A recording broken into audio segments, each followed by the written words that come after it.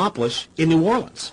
Jeff, the primary thing that we say to anybody is let's cooperate and get this thing over with, and then we'll settle the differences once the crisis is over. Such clergy response teams would walk a tightrope between the needs of the government versus the wishes of the public.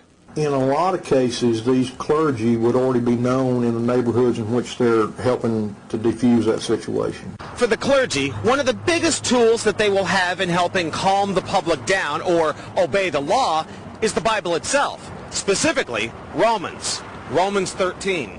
Because the government is established by the Lord, and that's what we believe in the Christian faith. That's what's stated in the Scripture. They prepare their flocks like sheep to the slaughter for gun confiscation, forced inoculation, and they tell them that it is a blessing to have their families broken up and put into FEMA camps. Irland, Frankreich, Portugal, Spanien, die Schweiz, Liechtenstein, Luxembourg, Polen, Ungarn, Romania. Adolf Hitler bragged that his most powerful domestic tool, used by the Nazis to control the people, was the servile clergy. And his favorite Bible verse was Romans 13, render unto Caesar. Either you are with us or you are with the terrorists. The scam was launched as a simple bait and switch. The government recruited the public by telling them that they were needed in the fight against Al-Qaeda. But from day one, over 90% of their training and operations focus on demonizing, surveilling, and harassing anyone who stands against their takeover. The Department of Homeland Security calling on firefighters to take on a new role in the war on terror. The idea to be the eyes for the U.S. government when they're inside a home. Now, unlike police officers, firefighters don't need a warrant to go into private houses. And critics say that's where things get sticky. Cable company repairmen, truck drivers, maid services, and hundreds of other professions that go inside homes and businesses without warrants are now on the government's payroll as citizen snitch spies. But Big Brother doesn't stop there. Children are being indoctrinated inside the public schools nationwide to spy on their parents. You can give information without having to give your name. You guys can get paid for good tips up to $200. The New York Times praised public school programs in the United States and England that are training children to report their parents for eco-crimes, like taking a hot bath or letting the water run while you brush your teeth. All of that violates their carbon footprint credit allotment.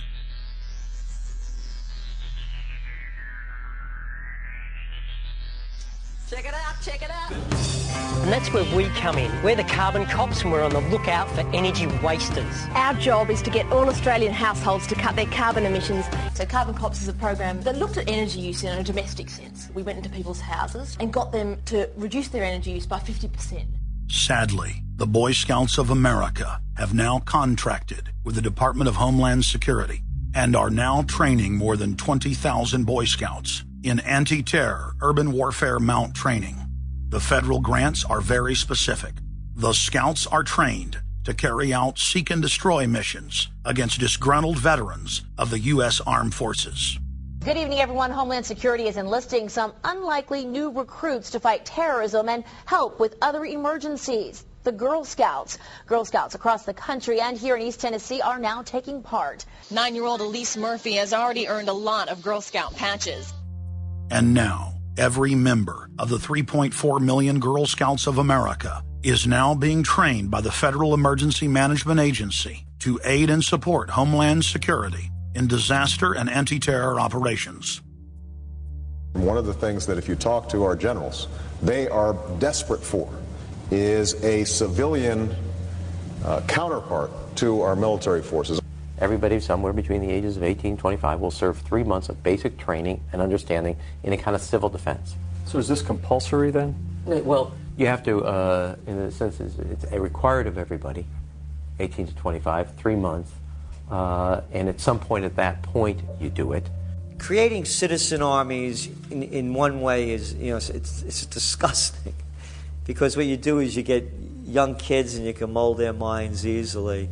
And we saw them chanting and crying, and they'll follow any leader, whether it's in a a black shirt, a brown shirt, a red shirt, whatever the shirt might be.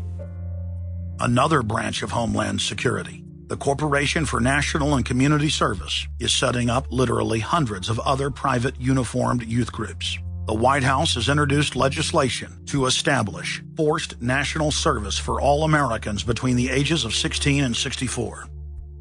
In 2008, the North American Military Governorship, known as NORTHCOM, announced that they had deployed 4,000 regular Army troops inside the United States to deal with civil unrest because they knew that their offshore masters were about to rob the United States blind. In 2009, the Pentagon requested funding from Congress to deploy 379,000 military personnel in thousands of communities across the United States. And now, legislation has been introduced in Congress to expand a system of FEMA concentration camps across the United States under the National Emergency Centers Act, H.R. 645. The Republic is hanging by a thread. The last vestiges of our free system of government are being swept away. You know, you got time to watch baseball, you got time to watch football, you got time to entertain yourself, but I think a knowledgeable public we're losing, and we've got to get people back on track to paying attention, because if you don't pay attention to your government and what they're doing, you're going to pay some dire consequences for it. Unless we become active and become influential in the power centers of society, there's nothing we can do about it. Just knowing about it is not enough. And as long as we are given at election time an option between the Republican candidate or the Democrat candidate, both of whom have been selected by members of the Council on Foreign Relations and both of whom have the same general policies, that's not going to change anything either. So the real issue is, so what? And the answer is we've got to recapture control of the power centers of society. The people have a decision to make. Our nation has been seized in the jaws of a global corporate takeover. The Republic is passing into history. We're losing our freedoms. And it's up to every man, woman, and child in the United States to decide whether we're going to be fooled by the slick propaganda of the social engineers or whether we're going to restore the Republic. The values expressed by our founding fathers and the Declaration of Independence and other documents are very important to these times, and it's now our chance to manifest those documents. Now is the time for all good men to come to the aid of their country, because the country is being stolen from us in broad daylight. Not only stolen metaphorically, but financially as well. The numbers don't lie. The American people, having been educated as to the truth, then have to rise up and demand and get a government that starts serving them. We need a change, and it isn't going to come from Democrats and Republicans. It has to come from the American people. Dissension is the greatest form of patriotism, and I believe that. Because if you don't hold your elected officials' feet to the fire and pay attention, you are going to get bad government. So it's imperative for all of us. It's our job as citizens of this great country to pay attention. This is our last chance to not relive history. Hundreds of nations have fallen to tyranny in the last century alone. America is a prize coveted by the despotic megacorporations that now dominate our planet. If their world government is truly to rise, freedom and the republic for which it stands must fall. Now is the time for all good men and women to come to the aid of their country. One of the greatest events in history is taking place before our very eyes. For many generations into the future, our progeny will look back on this time as either a place where humanity rose to the challenge and made a stand against the forces of darkness, or as a time when the planet fell into the grip of a merciless high-tech tyranny.